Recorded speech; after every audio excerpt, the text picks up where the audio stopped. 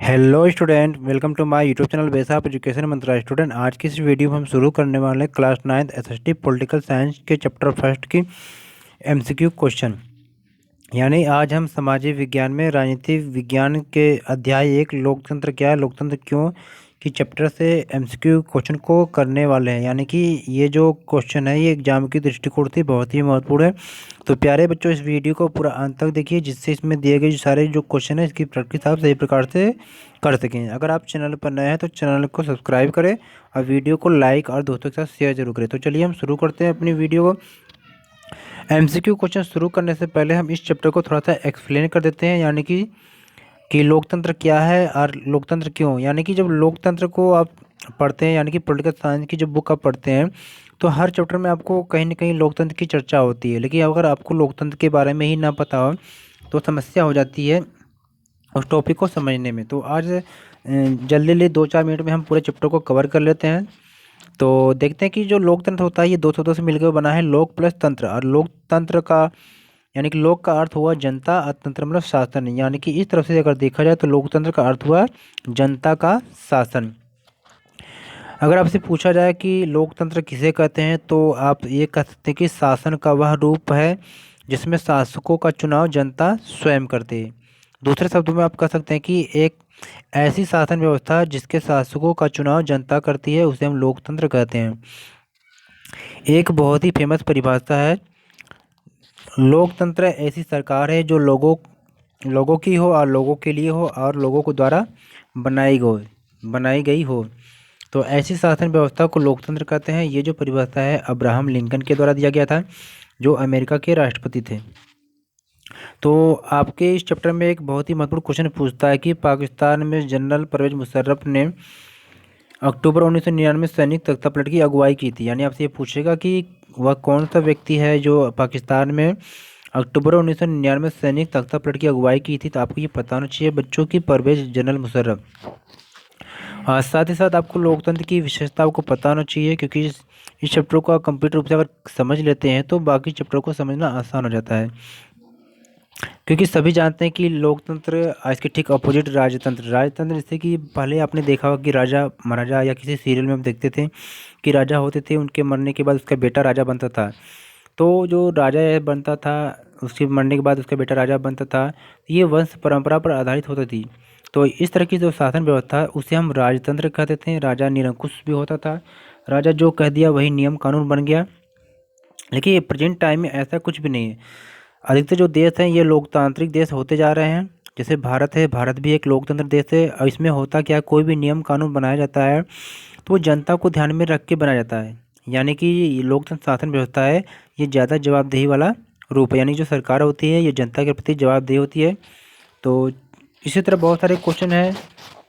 अगर आप चाहते हैं कि हर हर चैप्टर में अच्छा स्कोर करें तो आपको करना क्या है कि एसएसटी में जो जो सिलेबस दे रखा है उस सिलेबस को आप टॉपिक वाइज पूरे चैप्टर को कंप्लीट रूप से तैयार कर लें, जिससे सारे एमसीक्यू क्वेश्चन आपको आसानी से आ जाए। चलिए हम अब शुरू करते हैं इस चैप्टर में दिए गए एमसीक्यू क्वेश्चन को, जो एग्जाम की दृष्टिकोण से महत्वपूर्ण है।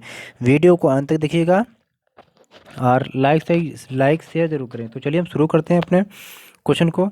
तो आपसे पूछ रहा है कि चैप्टर फर्स्ट करना है हमें पॉलिटिकल साइंस में। तो चैप्टर फर्स्ट है लोकतंत्र क्या है, लोकतंत्र क्यों।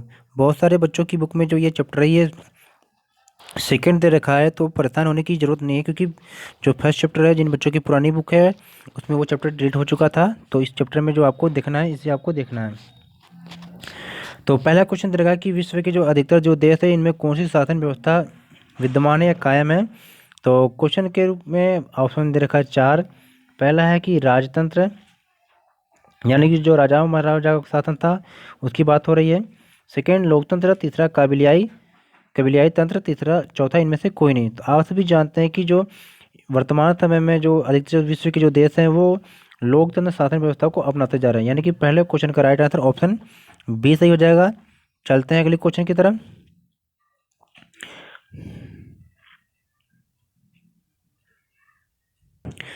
क्वेश्चन नंबर सेकेंड है कि डेमोक्रेसी किस भाषा का शब्द है। तो क्वेश्चन नंबर 2 का जो राइट आंसर हो जाएगा ऑप्शन डी, यानी कि ये यूनानी भाषा का शब्द है।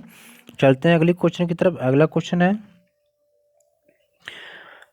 क्वेश्चन नंबर 3 आपसे पूछ रहा है कि डेमोक्रेसी का क्या अर्थ है। यानी कि जो डेमोक्रेसी शब्द है, यानी कि ये लोकतंत्र को इंग्लिश में डेमोक्रेसी कहते हैं। ये जो शब्द है ये किसका अर्थ है, इसका अर्थ क्या होगा, तो आप सभी जानते हैं डेमोक्रेसी यानी कि लोकतंत्र का अर्थ होता है जनता का शासन यानी लोगों का शासन। तो जिस क्वेश्चन की चर्चा हम कर रहे थे वो क्वेश्चन आप पर आ गया, तो इसको आपको ध्यान देने की, क्वेश्चन जो किसी भी प्रकार से घुमाकर आपसे पूछा जा सकता है, या आपसे ये पूछे कि पाकिस्तान में जनरल परवेज मुशर्रफ ने लोकतांत्रिक सरकार का तख्ता पलट कब किया था, तो ये आपको याद होना चाहिए कि 1999। या आपसे क्वेश्चन इस तरह से पूछते कि पाकिस्तान में वह कौन था जो 1999 में सैनिक तख्ता पलट की अगुवाई की थी, तो आपको पता होना चाहिए परवेज जनरल मुशर्रफ। क्वेश्चन भी किसी भी प्रकार से आए, आपको क्या है उसको कंप्यूटर रूप से सही करना है। अब अगला क्वेश्चन है, क्वेश्चन नंबर 5 का रहा है कि चीन की संसद का क्या नाम है, यानी चीन की संसद का नाम आपसे पूछ रहा है, तो आपको पता होना चाहिए कि राष्ट्रीय जन संवाद इसका नाम है।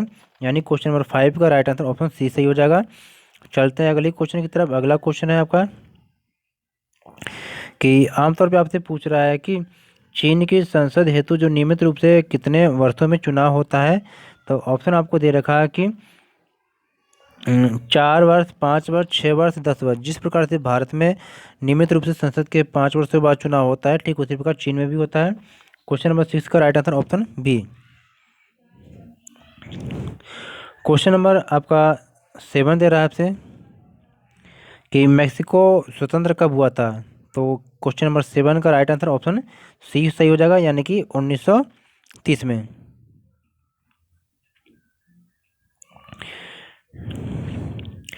तो अगला क्वेश्चन है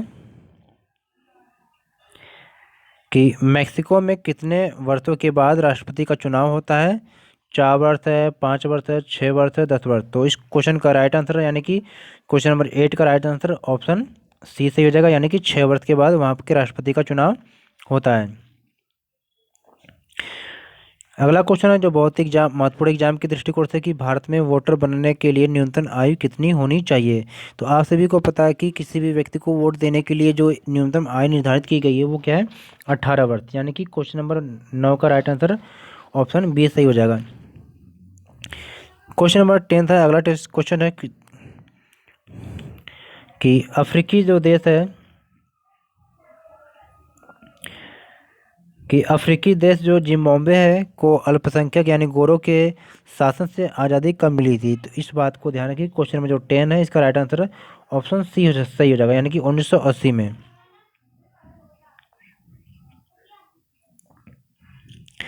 क्वेश्चन नंबर 11 है कि इनमें से कौन सी शासन प्रणाली है जो क्या है ज़्यादा जवाबदेही वाली स्वरूप है। तो आप सभी को पता है कि लोकतंत्र शासन व्यवस्था ऐसी है जो जनता के द्वारा चुनी जाती है, तो इसमें जो भी सरकार या जो प्रतिनिधि होते हैं वो जनता के प्रति जवाबदेही होते हैं, इनकी जवाबदेही होती है। तो क्वेश्चन नंबर 11 का राइट आंसर ऑप्शन ए सही हो जाएगा। क्वेश्चन नंबर 12 है जो बहुत ही महत्वपूर्ण परिभाषा है, यानी कि आपसे परिभाषा पूछ सकती है कि लोकतंत्र की एक परिभाषा है कि जनता का जनता के लिए जनता के द्वारा शासन ही लोकतंत्र है। तो ये परिभाषा किसके द्वारा दी गई थी, तो इस परिभाषा को जरूर याद रखें क्योंकि ये बहुत ही महत्वपूर्ण परिभाषा है, ये एग्जाम में अक्सर पूछ देता है। तो ये जो परिभाषा दी गई थी अब्राहम लिंकन के द्वारा दी गई थी, ये अमेरिका के राष्ट्रपति थे, तो इस परिभाषा को आप याद रखें। चलते हैं अगले क्वेश्चन पे। क्वेश्चन नंबर जो 13 है आपसे पूछा जा रहा है कि इनमें से किस देश में वर्ष 2015 तक महिलाओं को वोट देने का अधिकार नहीं था। तो आप सभी जानते हैं कि क्वेश्चन नंबर जो 13 है इसका राइट आंसर हो जाएगा ऑप्शन सी, यानी कि सऊदी अरब में महिलाओं को वोट देने का अधिकार 2015 तक नहीं प्राप्त था। क्वेश्चन नंबर 14 आपसे कह रहा है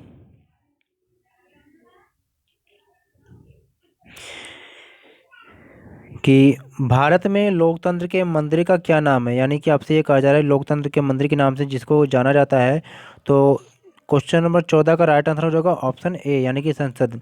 तो सबसे पहले आप जान लेते हैं संसद है क्या। संसद जो है पूरे भारत में कानून बनाने की सर्वोच्च संस्था है, यानी कि जहाँ पर कानून बनाया जाता है। और साथ ही साथ आपको ये पता होना चाहिए कि संसद का जो निर्माण होता है वो 3, यानी कि संसद के अंग कहा जाए या संसद का निर्माण किससे किससे होता है, तो ये 3 होता है। तो संसद के अंग के रूप में अगर देखेंगे तो क्या होता है, लोकसभा होता है, लोकसभा, दूसरे नंबर पे राज्यसभा, और तीसरे नंबर पर राष्ट्रपति, यानी कि जो अगर आपसे पूछे कि संसद का जो निर्माण किसी से मिलकर होता है या संसद के जो अंग कौन कौन से हैं, तो तीन हैं, लोकसभा, राज्यसभा और राष्ट्रपति। लेकिन आपसे सदन पूछे कि संसद के सदन कितने हैं, तो दो हो जाएगा, लोकसभा और राज्यसभा। तो जैसे आपसे क्वेश्चन पूछे उस टाइप के आपके क्या आंसर आपको देना। तो यहाँ पर आपसे केवल इतना पूछा जा रहा है कि भारत में लोकतंत्र के मंदिर के नाम से यानी कि किसको जानते हैं, तो ये संसद हो जाएगा। तो ऑप्शन ए यानी कि संसद जो भारत में कानून बनाने की सबसे ऊंची संस्था है।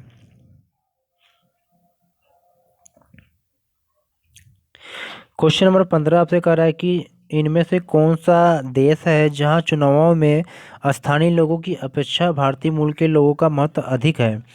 तो क्वेश्चन नंबर 15 का राइट आंसर ऑप्शन डी हो जाएगा। चलते हैं अगले क्वेश्चन की तरफ। क्वेश्चन नंबर 16 कि इनमें से किस वर्ष जो चीन में भयंकर अकाल पड़ा था। तो क्वेश्चन नंबर जो 16 है इसका राइट आंसर ऑप्शन सी सही हो जाएगा, यानी कि 1958 से 61 के बीच में। तो राइट आंसर ऑप्शन सी हो जाएगा 16 क्वेश्चन का। अगला क्वेश्चन है क्वेश्चन नंबर 17 है कि इनमें से कौन सा देश है जिसमें अब तक फौजी शासन या तानाशाही शासन नहीं आई है। तो क्वेश्चन नंबर 17 का राइट आंसर ऑप्शन सी सही हो जाएगा, मैक्सिको। तो वीडियो को लाइक और शेयर ज़रूर करें जिससे कि आपके दोस्तों को भी लाभ मिल सके, और जितना लाइक करेंगे उससे हमें पता चलेगा कि आपको हमारी वीडियो अच्छी लगी, तो हम आपको और भी इससे अच्छी अच्छी वीडियो लेकर आएंगे। क्वेश्चन नंबर 18 है कि भारत में चुनाव का संचालन इनमें से कौन करता है। तो आप सभी जानते हैं कि भारत में चुनाव का जो संचालन है चुनाव आयोग के द्वारा किया जाता है। तो क्वेश्चन नंबर 18 का राइट आंसर ऑप्शन सी सही हो जाएगा।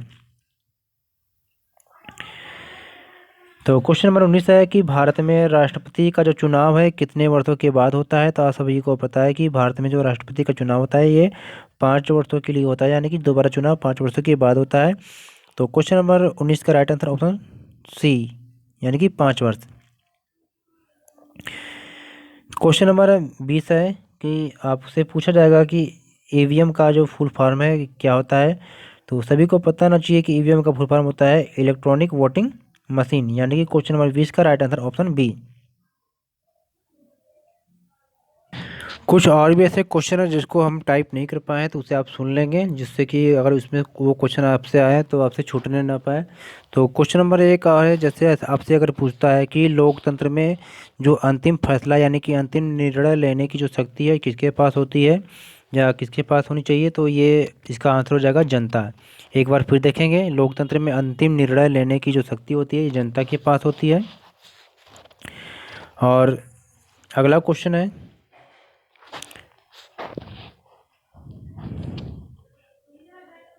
तो इस चैप्टर में कुछ चीज़ें आपको पढ़नी है बच्चों की जो सही स्कोर आपको दिला सकते हैं कि लोकतंत्र को पढ़ेंगे आप, लोकतंत्र की विशेषता को जरूर पढ़ लेंगे, लोकतंत्र के पक्ष में तर्क और लोकतंत्र के विपक्ष में तर्क जरूर पढ़ लेंगे, क्योंकि बहुत सारे जो क्वेश्चन है आपको यहाँ से देखने को मिलेगा। तो प्यारे बच्चों ये थी छोटी सी वीडियो, और उम्मीद करते हैं कि इस वीडियो को आपने पसंद किया होगा, और लाइक शेयर ज़रूर करें। चैनल पर नए हैं तो चैनल को सब्सक्राइब करें। अगर इस चैप्टर की आपको पीडीएफ चाहिए तो हमारे टेलीग्राम ग्रुप से ज्वाइन करेंगे, जिससे सभी प्रकार की पीडीएफ आपको मिल सके। ओके, टेक केयर गुड बच्चों, फिर मिलते हैं एक नई वीडियो के साथ।